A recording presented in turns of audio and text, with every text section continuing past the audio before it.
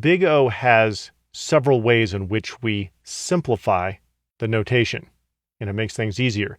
The first that we're going to look at is called drop constants, or you'll see it referred to as remove constants. You'll see it both ways. So to explain this, I'm going to start by bringing up the code that we had in the last video on O of n.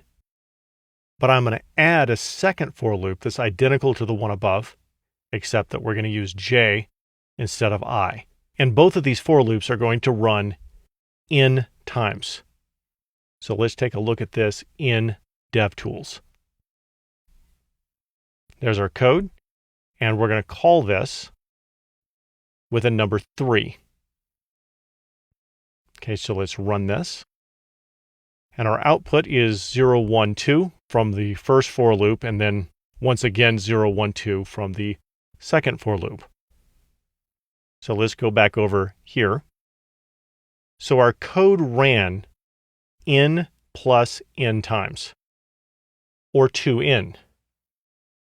So it would make sense to say that this is an O of 2n operation.